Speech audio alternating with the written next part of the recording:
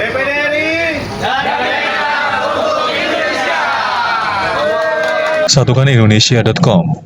Dalam rangka mempererat silaturahim di bulan suci Ramadan, Ketua DPD RI Sultan Baktiar Najamuddin menggelar acara buka bersama insan pers di rumah dinasnya di Jalan Denpasar Raya, Jakarta Selatan. Tidak sekadar santap bersama, momen ini juga menjadi ajang diskusi hangat mengenai gagasan Green Demokrasi. Green Demokrasi merupakan salah satu buku yang pernah ditulis oleh Sultan Baktiar Najamuddin. Didampingi Sekjen DPD dan Karohumas Mahyu Dharma, Sultan membagikan langsung buku karyanya pada jurnalis Satukanindonesia.com, Maruli Tuasilaban, dan presenter senior Aiman Wicaksono sebagai simbol sinergi membangun bangsa. Selengkapnya, mari kita saksikan. Ya, jadi teman-teman, jadi pas saya jadi wakil ketua waktu itu, jadi saya berpikir ini lembaga harus jelas identitasnya. Makanya saya bikin tagline. Itu saya sendiri bikin, saya sendiri ketok. Namanya dari daerah untuk Indonesia. DPD RI dari daerah untuk Indonesia. Ini hasil kontemplasi. Kita pernah jadi aktivis kecil-kecilan, jadi apa bisnis kecil-kecilan, jadi kepala daerah kecil-kecilan, sampai akhirnya kebetulan sampai di titik ini, saya terlibat di mungkin sekian kali pemilu, election, ya kan,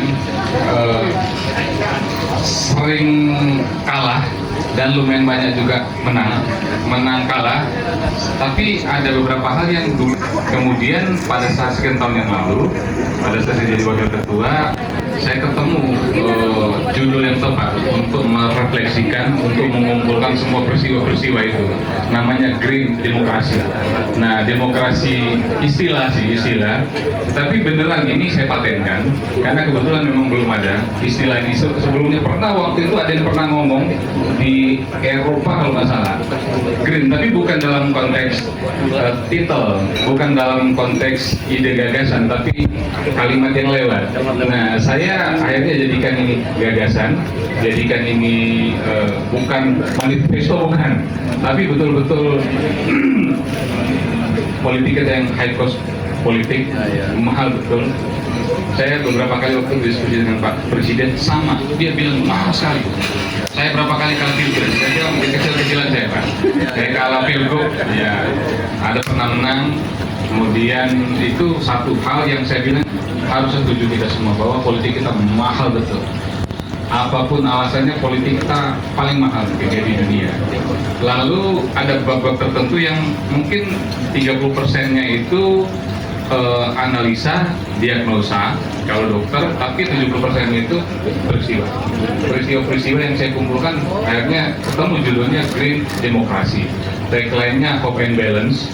Ya, ini sudah sekian tahun yang lalu saya buat, cuman saya lupa harusnya saya declare atau saya bedah bukunya, karena makin relate dengan beberapa peristiwa belakangan, contohnya kondisi di Sumatera kemarin.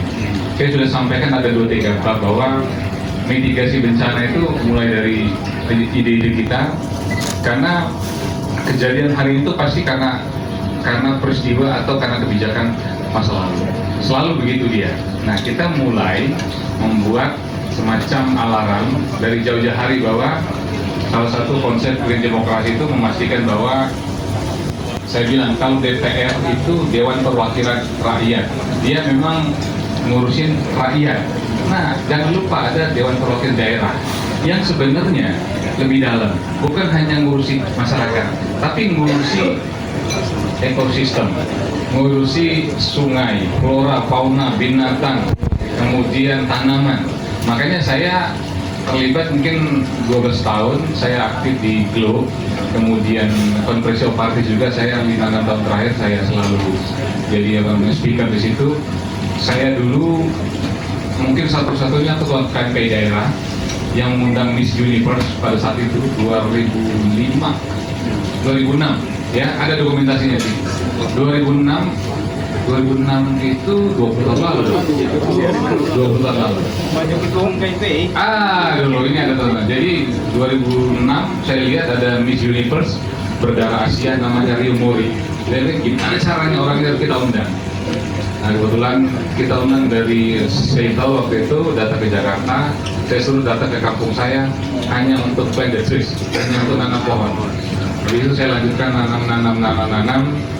Makin ke sini menanam itu bukan hanya menanam pohon, tapi sebenarnya menanam hal-hal yang apa yang kita buat hari ini pasti terjadi di masa-masa yang akan datang. Jadi ada bab politik yang sangat mahal, ada bab bagaimana memastikan keseimbangan politik, ada bab yang saya berpikir apa yang akan terjadi 50 tahun yang akan datang, atau even 100 tahun yang akan datang.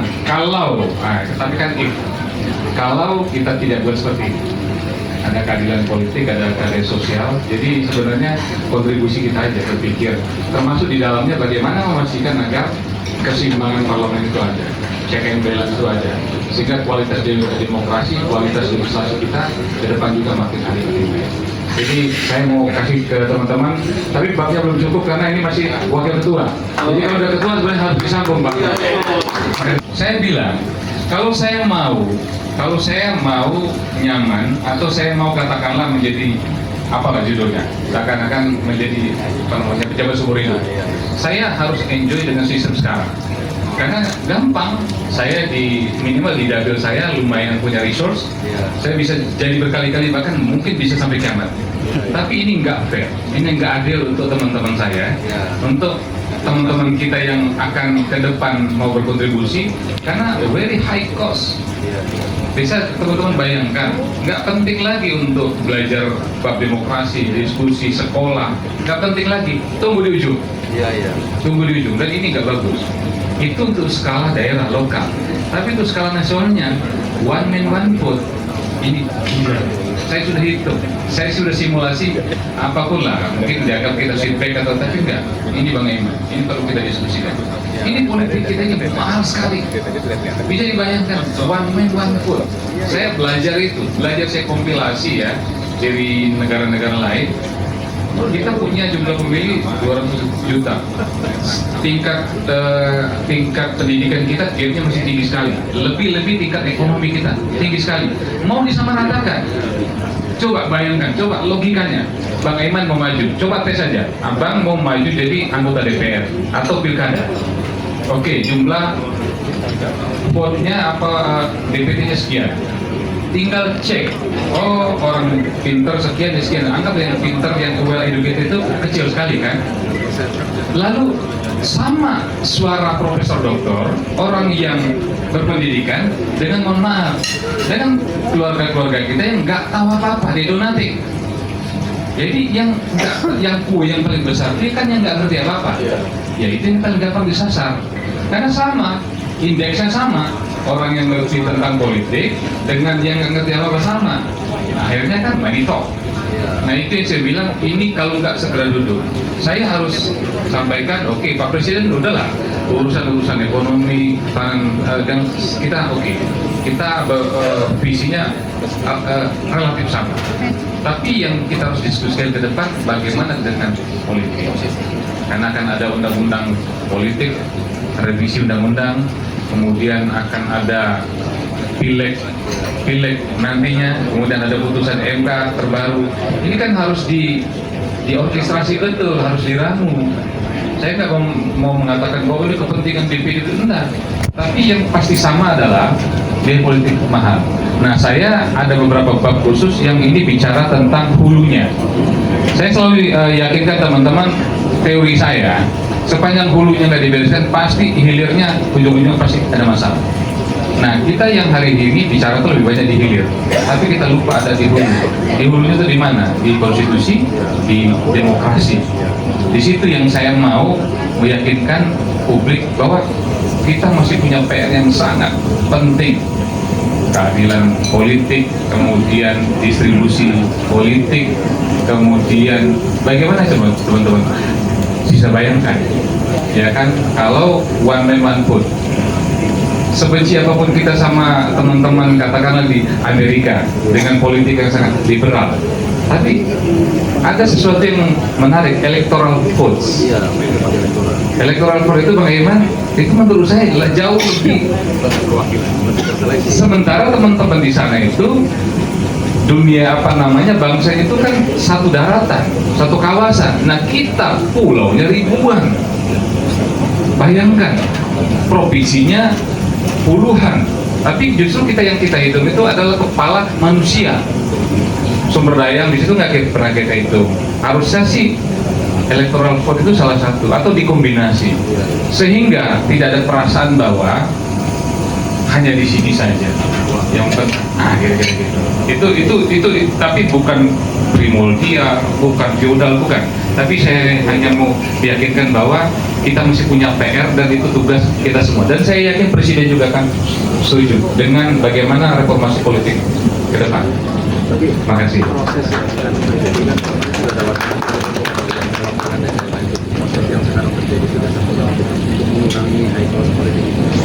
Ya itu saya bilang, salah satunya adalah sistem politiknya kita harus banyak opsi. Ada di buku saya juga opsinya banyak sekali. Kita mau mulai dari mana? Mau mulai dari pilkada, mau mulai dari pileg, mau mulai langsung ke pilpres, atau kita kombinasi, atau kita cicil. Tapi modelnya banyak. Saya tidak mengambil langkah yang ekstrim, tapi mengambil langkah yang rasional, yang pelan-pelan ternyata masyarakat nggak sadar bahwa kita kembali ke situasi yang sangat efisien, efektif. Gitu. Kalau itu pasti guncangan. Kenapa orang bilang, Pak, Bapak tahu bahwa mengubah undang-undang dasar atau itu biasanya justru saat-saat genting dan perlu. Saat ini belum diperlukan. Saya bilang teori saya terbalik. Kenapa enggak bikin keputusan itu pada saat yang tenang? Kita berpikirnya itu bukan karena kepentingan hari ini, tapi kita siapkan untuk yang akan datang. Nah, biasanya kita mengambil keputusan